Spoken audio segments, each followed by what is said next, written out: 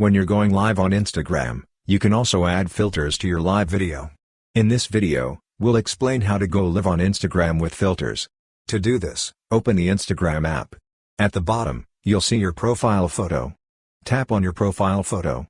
Then, either click the plus button and select the live option, or look up top where you'll see another plus button.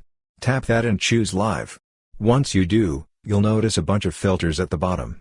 From there, you can pick whichever filter you like. For example, I'm choosing this filter. To go live with it, just tap on the filter, and when you do, your live video will start with that filter applied.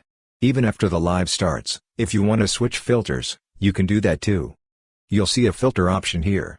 Just tap it, and you can choose any filter you want. You can even change it later. So, that's how you can easily go live on Instagram with filters. Hope this video was helpful. If you found it useful, consider subscribing. See you in the next video.